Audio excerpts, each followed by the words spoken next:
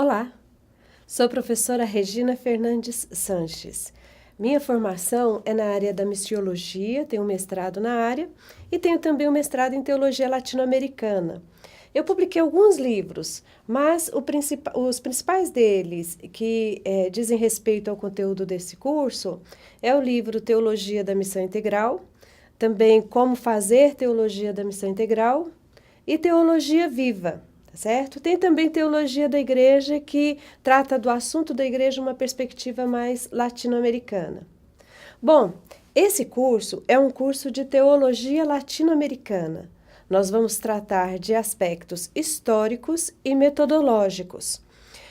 Ao conteúdo desses vídeos, acompanha um livro que você já deve ter recebido em casa, que trata desse mesmo assunto dos aspectos históricos e metodológicos da teologia latino-americana, com ênfase principalmente em missão integral, que vai ser o foco do nosso curso. Bom, seja bem-vindo ao nosso curso, que você leia o livro que acompanha este curso, veja todos os vídeos, porque é muito importante, cada vídeo tratará de um conteúdo específico relacionado a este conteúdo. E faça as atividades de avaliação para no final desse curso você poder obter o certificado, de um curso de teologia latino-americana. Entrando então no nosso assunto, há muitos equívocos quando se fala, principalmente no nosso meio evangélico, sobre a teologia latino-americana, principalmente sobre a relação entre teologia da libertação e teologia da missão integral. Qual a relação entre as duas?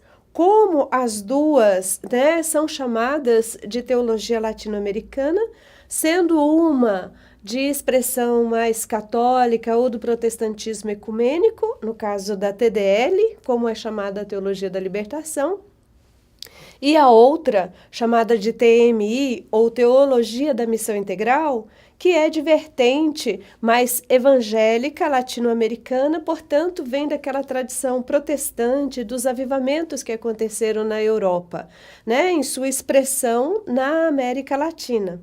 Então, muitas pessoas buscam compreender ou, às vezes, falar a respeito, e nesse esforço acontecem alguns equívocos quando não se reportam como se deveria para os aspectos históricos e as diferenciações metodológicas. É muito importante nós entendermos as origens da teologia latino-americana de um modo geral, e nessas origens, então, entender de onde vem a teologia da libertação e de onde vem a teologia da missão integral. As duas começaram mais ou menos na década de 60, entre a década de 60 e 70 do século passado. Essas duas expressões da teologia latino-americana. Mas há um contexto mais amplo em que elas precisam ser situadas. Elas não surgiram sozinhas no cenário mundial, Não foi a teologia latino-americana que se fez sozinha, mas ela surgiu, ela apareceu no contexto das chamadas teologias terceiro-mundistas, ou de terceiro mundo, também chamadas de teologias contextuais. Por que teologias contextuais? Porque eram teologias específicas de regiões e de situações socio-históricas. Por exemplo, teologia africana.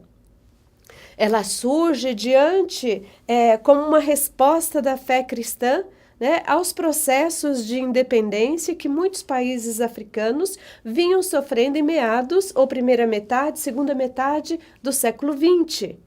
A teologia asiática, da mesma maneira, só que a teologia africana é um exemplo importante para nós, por causa da nossa própria relação com a África, mas a teologia africana ela surge reivindicando aspectos principalmente culturais. No caso da teologia asiática, é uma teologia mais política, mais militante, e também de resistência socioeconômica.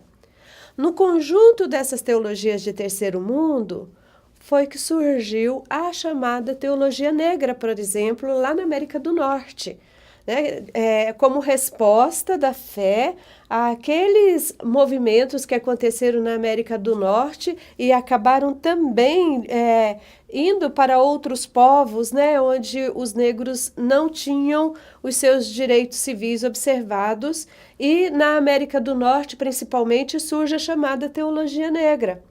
Surge dessa luta do negro norte-americano pelos seus direitos civis.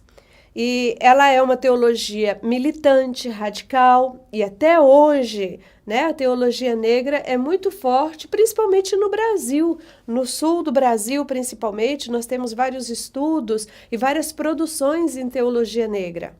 A teologia feminista também surge nesse contexto. Embora ela surgiu na Europa, ela é considerada, de certa forma, de terceiro mundo, porque ela surge da mesma condição sociohistórica que a teologia asiática, que a teologia africana, que a teologia latino-americana. Ou seja, situações de dominação, de dependência, né, para as quais se precisava e se clamava por libertação. No caso da teologia feminista, o local a partir de onde, o lugar a partir de onde se fazia teologia era a condição da mulher. Era a luta da mulher também pelos seus direitos de igualdade, né, de gênero principalmente. E no caso da teologia negra, embora ela surja principalmente na América do Norte, que não está geograficamente ou economicamente situada dentro dessa classificação de terceiro mundo, mas os negros norte-americanos compunham, como dizia Rubem Alves, né, uma parte desse terceiro mundo, porque embora em um país de primeiro mundo, eles viviam não somente sob dominações diversas, mas sob cerceamento dos seus direitos e com uma forma de vida diferenciada daqueles do seu país, do meio do seu povo. Então é nesse contexto dessas várias teologias que surge a teologia latino-americana.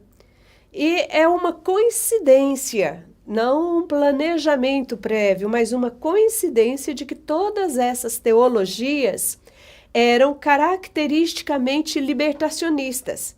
Libertação de quê? Libertação das condições de dependência, sejam raciais, sejam econômicas, políticas, culturais. Então, a luta pela libertação era uma luta pela libertação de qualquer forma de dependência que era empobrecedora das pessoas e da vida no mundo, sejam de grupos específicos, né, ou de povos inteiros, como era a maior parte do povo latino-americano, o próprio povo africano. A teologia latino-americana, ela surge, então, na década de 60, como uma teologia de terceiro mundo, como uma teologia contextual. Esse nome terceiro mundo não é um nome adequado, né? É um nome que nos foi dado e ele por si só já era complicado na época em que começou a ser utilizado, porque era uma classificação socioeconômica, política, querendo afirmar, existem povos de primeiro mundo e existem povos de terceiro mundo. E esses povos de terceiro mundo, se eles se desenvolverem, eles podem chegar a ser povos de primeiro mundo. Mas aí, a própria teologia da libertação começou a questionar essa situação do desenvolvimento, né? Essas falas em torno do desenvolvimento e a perguntar o que de fato é desenvolvimento de um povo. Uma das pessoas que surge com essa pergunta de forma muito clara é Gustavo Gutierrez no livro Teologia da Libertação. Então ele tem um capítulo que ele trata a respeito desse tema. O que é a dependência, o que é o desenvolvimento? Porque foi justamente essa proposta política de desenvolvimento que levou a América Latina, e é essa conclusão que vão chegar, né, nos estudos da sociologia, das ciências sociais e da economia, e estudos políticos em geral, que foi justamente esse discurso de desenvolvimento que levou a América Latina e outros povos a uma situação de dependência dos povos de primeiro mundo. Porque, pelo menos no que trata dos povos do primeiro mundo, para que um povo de terceiro mundo possa deixar de ser terceiro mundo e se torne primeiro mundo, ele tem que trilhar um caminho, então, de desenvolvimento. Só que sabemos muito bem que o desenvolvimento dos povos do primeiro mundo custaram, em muitos casos, o empobrecimento de outros povos, né? Então, esse desenvolvimento ele não veio sozinho, ele é um pacote e que deveria ser adotado por esses povos de terceiro mundo, o que não era o caso, então, de povos que sofreram na pele, né? Os caminhos que outros fizeram para chegar ao desenvolvimento. Será que a América Latina, a pergunta era, será que a América Latina poderia, será que essa era uma proposta interessante para a América Latina, de buscar um desenvolvimento a todo custo, né? De ser primeiro mundo, ainda que isso custasse que outros se tornassem para isso um terceiro mundo? Essa é a pergunta que fica, então, para a teologia latino-americana não responder, mas ajudar a responder, o que veremos, então, nas aulas seguintes, tá certo?